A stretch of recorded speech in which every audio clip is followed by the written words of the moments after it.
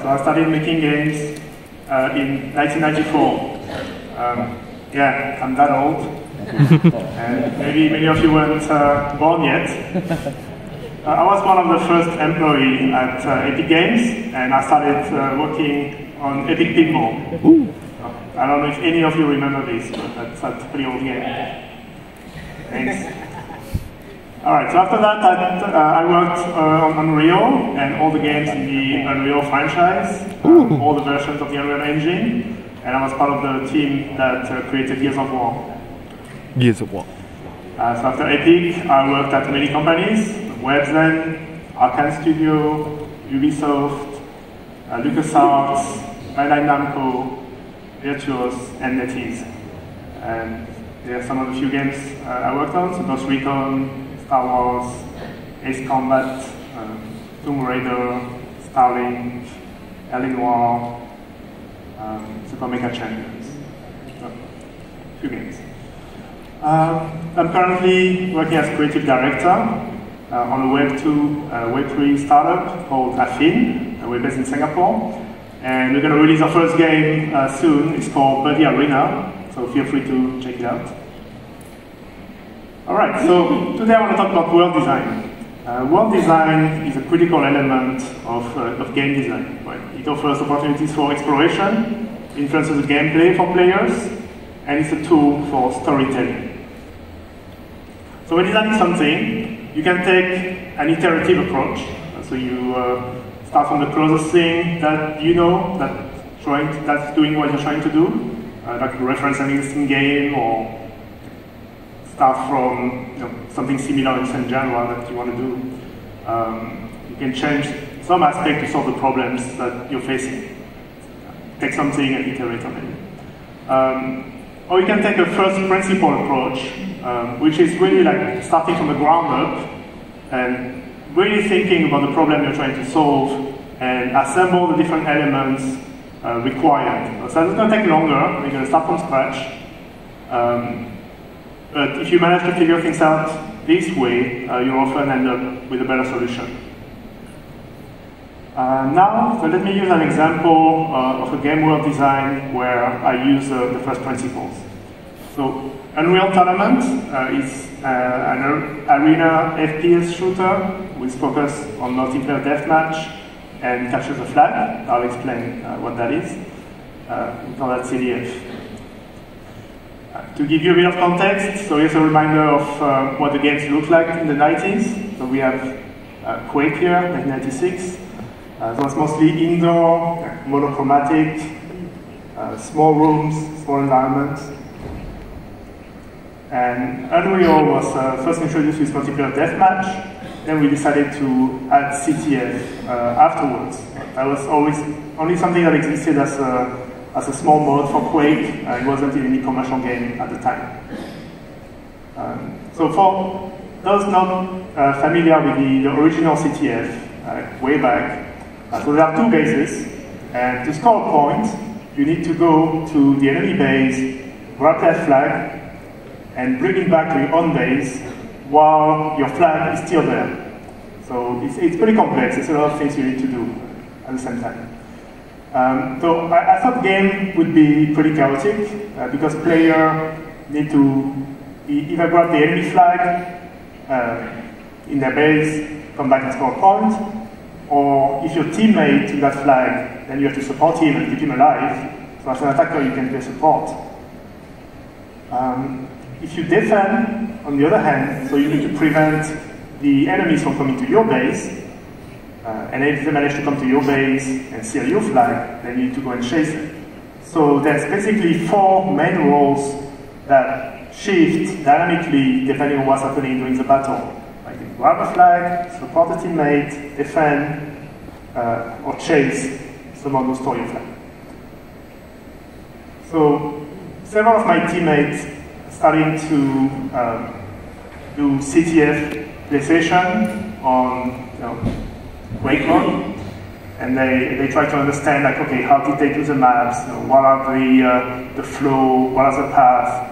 How do we connect everything together? What are the bottlenecks? So they did a whole path of analysis on the gameplay and try to find what was happening, how to improve it, or to build on it. So at the time, I was busy with other things, but I decided not to join the space station because I wanted to start fresh. Right? I wanted to work a first principle approach.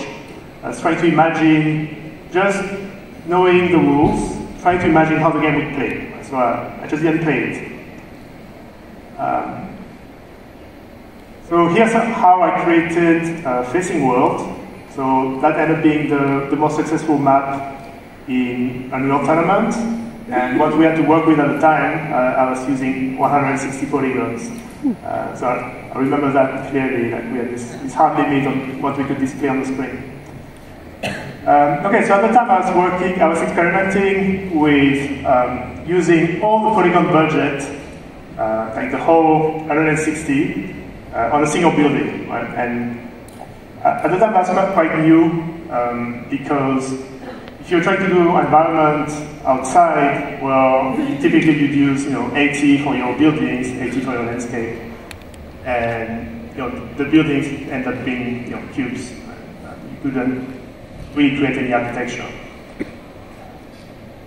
So I was trying to see what kind of architectural detail could be used for the next generation of games. 160 for one thing that was not going to work for the next game. Was doing experiment for the future. Because if I put everything in the building, then there's nothing else for the landscape. All right. So I came up with the iconic look. It's vaguely Mayan, so you see this tower. Maybe some people still remember it today. I think what contributed to the success of the map was because one of the first-time players could see a detailed building that didn't look like a box, and you could see it from far, you could walk into it, and you could use part of the structure for combat. Right? So initially, I made this for just visual research, and I really didn't think about the gameplay at all, right? Just experimenting. So when I started working on the CTF map, I decided to repurpose this big tower, and so I placed two of them facing each other, and restricted the movement around the bases so player could never see the two buildings at the same time. Right? If you see two, then you're over the limit. Right? So that's why the bases are pretty small around the building. But doing that trick, you never had more than 160 polygons in view from anywhere in the map. So I did a simple asteroid mesh with a few polygons, and I limited the walkable surface, just make sure players didn't see too much, spend a lot of time on that. And so I didn't go through all those steps. What do I do with the environment, right? Like, I have no more polygons. Where do I put this? So I decided to put it in space because I could use a detailed texture. Well, at the time that was very detailed, and that's not using any polygons. So just using the texture, I could have my setting in space and make it look kind of interesting. For those who remember, well, I did a trick where the whole sky would rotate. So when you're playing, the Earth is turning around, and you get that feel that you're in space with the music and everything. All right, so at this point, I had my two towers facing each other in space. I had an open field, so that was good for gameplay because you could track what the enemy and what your teammates are doing. So you had good spatial awareness in the level. Like I said, that was really important for CTF, right? Try to understand and be aware of what your team and what the enemy are doing at all times. Okay. So that's when I started thinking about scoring, like how would you score in this? And at this point I still hadn't played CTF, and I had two models in mind. Like we had the basketball model and the soccer model. So what do I mean by that? In basketball, scoring is pretty easy, right? And defending is hard. So that's why the game always ends up with large scores. So you get 100 points to 88, something like that. There's a lot of micro-excitement, a lot of scoring, but ultimately the game is more like a game of attrition, where you need to have a lot of stamina to sustain your pace and get an edge over time. The soccer model, on the other hand, so scoring is much harder, and defending is easier.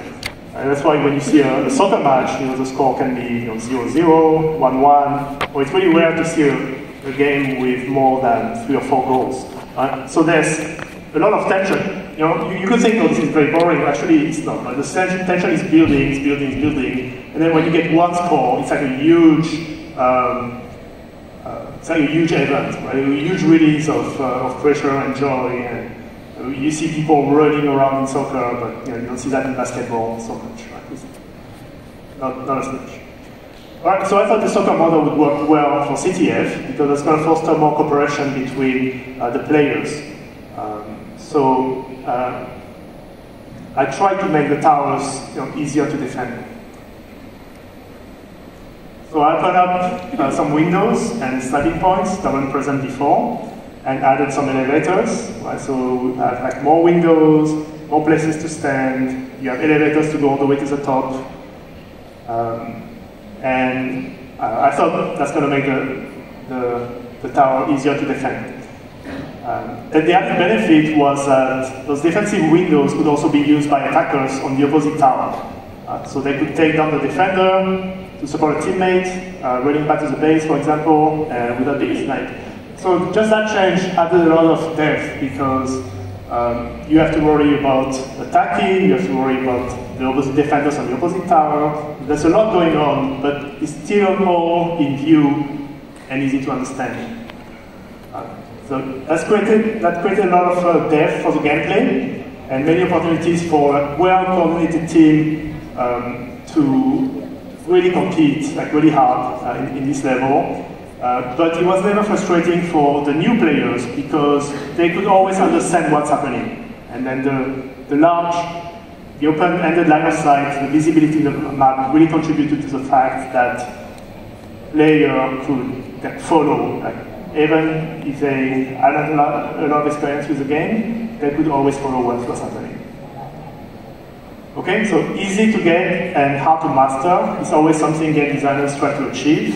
And I think I managed to do that here with a layout that's very simple. And it offers a broad range of tactics, a lot more than you could think just looking at it. You could think it's very simple, but people have played hundreds of hours in this map and still discover new things you can do. For example, you can teleport all the way to the back, climb the steps, and attack the tower from the top. So I discovered that after the map was released. Wasn't intended. Okay, so I brought the map all the way to this point without actually playing a single CTF map before. So I made all those changes to the existing towers before playtesting. So from there we started doing playtests, of course. So we verified the assumption, all this effort for creating the defensive point going to work. So we just tested it, played a lot. We made few changes to the distances and the layout, but it didn't change that much. Very little change. So ultimately, this map became a great success. It was played more than all the other maps in Unreal Tournament combined. And yeah, 25 years later, sometimes it's still mentioned in gaming magazine. People still remember. It inspired some remakes, and those are from a couple of years ago. So that was something that was memorable. Okay, so the main point I wanted to get across today, if you remember anything about this talk, then please remember this. I think if I played CTF maps before, I think it would have influenced my perception of the mode, and I think it would have been unlikely I would have created something novel.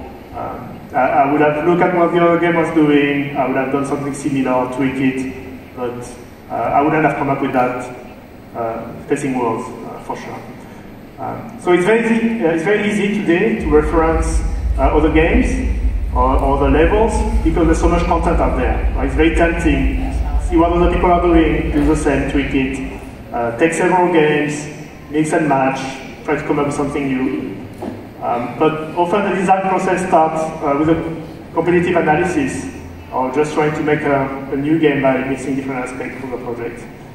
But when you design from first principles, and if you're asking what are the fundamental problems we're trying to solve, thinking from the ground up can really be a chance to create something new.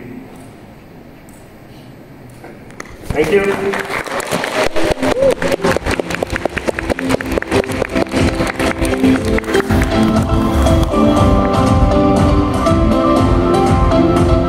Cảm ơn anh Garick về cái phần chia sẻ vừa rồi là thế nào để build xây dựng một cái thế giới cho cái character của mình. Thì cái phần chia sẻ của anh cũng là cái phần khép lại chương trình ngày hôm nay của chúng ta.